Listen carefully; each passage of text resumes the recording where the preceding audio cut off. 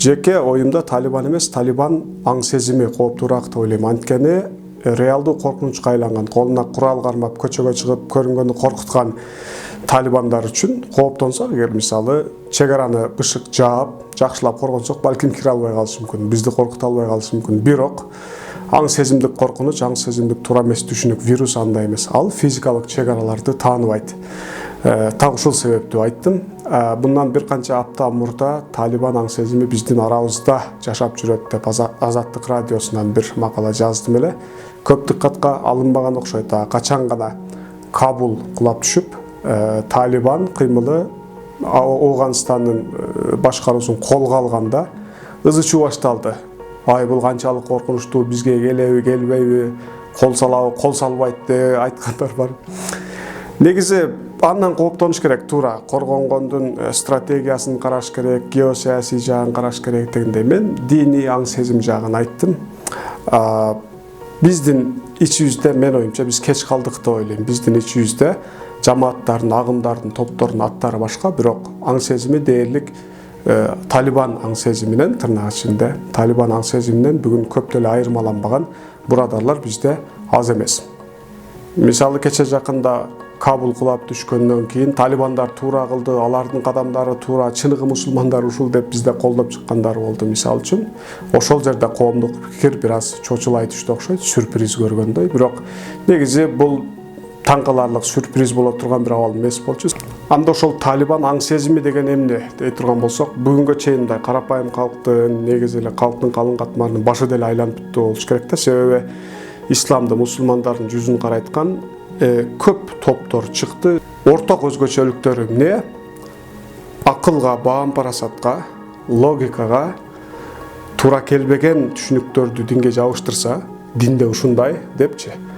Андан кийин өздөрүнүн диний лидерине, бул имам болушу мүмкүн, молдо болушу мүмкүн, же бир чиндери бар белгилүү ажака болушу мүмкүн, аятулла болушу мүмкүн. Мына ушулардын диний лидерлеринин дээрлик жаңылбас жаак катар көрө турган болсо, ушулар жазган китептен чыкпаш керек.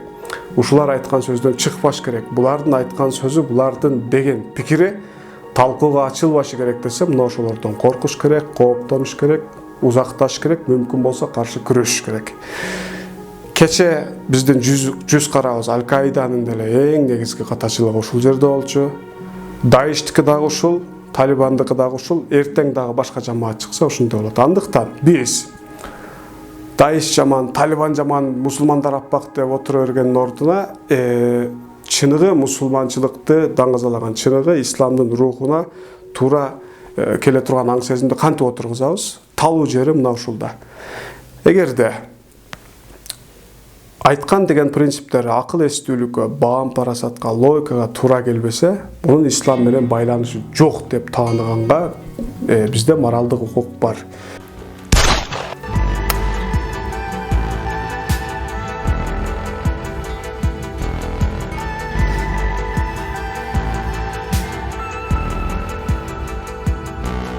Ушул өзүбүзгө болгон бул ишенимди калыптандырышыбыз керек. Мындан күмөн санабаганчалык мисалы. Эки, кандайдыр бир диний лидери, молдосу, укмуш, селдес укмуш чоң болсо дагы, өтө кыйын киши десе дагы бул жаңылышы мүмкүн, ката кылышы мүмкүн. Ар кандай саясий кызыкчылыктар, жеке кызыкчылыктарга кирип кетиши мүмкүн. Себеби бул дагы адам. Андыктан эч бир кишинин айтканы талкууга жабык эмес, дайым талкууга ачып, талкуулап, бири-бири менен тең ата эсептешкен соң гана бир нерсеге көндүрүүгө мүмкүн боло турган болсо, мына ушундай диний түшүнүккө коркпой жашай берсе болот диний түшүнүк менен. Мисалы учурда талибандар телевизорлорду талкалап, видеокамера же кандайдыр компьютер көрсө талкалап жана ыргытып аткандарын көрөбүз.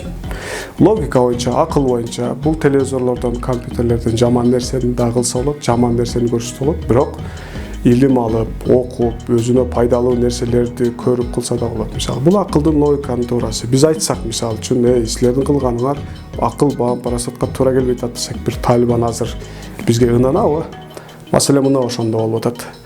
Менимче ынанбайт. Бизде биздин деле өлкөбүздө иш-чара жүргүзүп келген жамааттардын ичинде Талибанга окшогон аң сезимге ээ болгондор көп деп айтып атам. Мисал үчүн айтайын.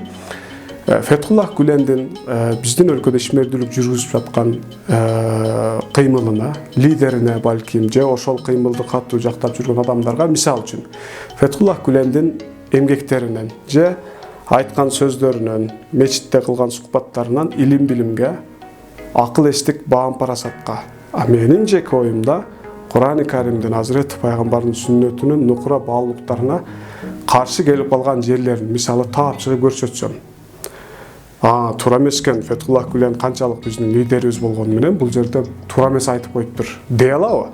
Маселе мына ошондо болот. Же болбосо таблиг жамаатынын Пакистандагы, Индиядагы лидерлерин кое туралы, мисалы Кыргызстандагы эле лидерлери, силер жаңылбас жак эмессиңер, этияттап сүйлөш керек.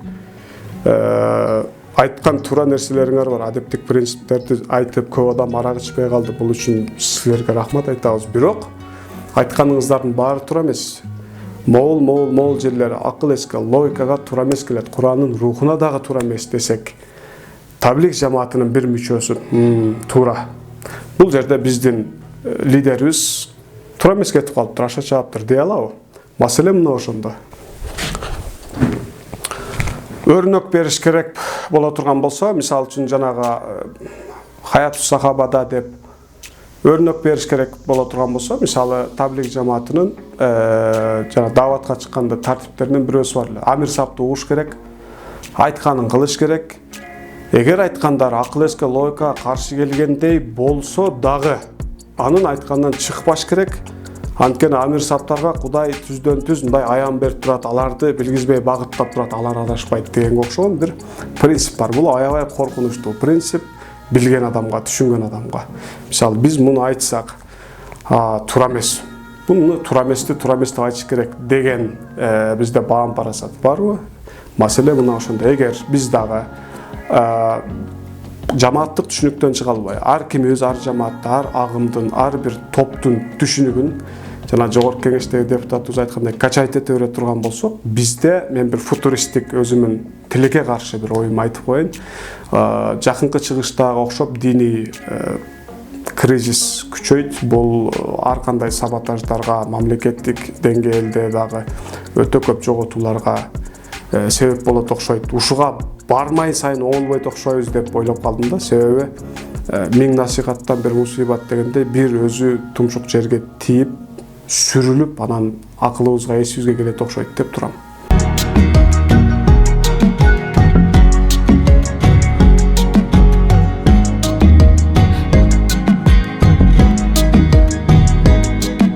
Андыктан эмне кылыш керек? Андыктан рационалдуу ой жүгүртүүнү диндин табиятына эң туура келген көз караш экенин түшүнүп жетип, мына ушул нерсени жайыш керек.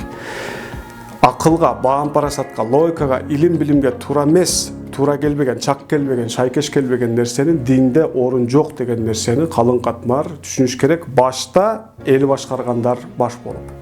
Эгер биз муну кыла албасак, жамаатташып, топтошуп, бөлүнүп, кырылып, чабышып, жана айтып өткөндөй, кече башка бир ат менен жүзүбүз кара болсо, бүгүн башка бир ат менен жүзүбүз кара болуп, биз ошентип жүрө беребиз.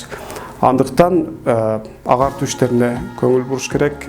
Талибандан корккончолук, Талибан аң сезиминен коркуп, чочулап, ушул багытта жигердүү иш алып барыш керек деп ойлойм. Көрүшкөнчө аман болуңуздар.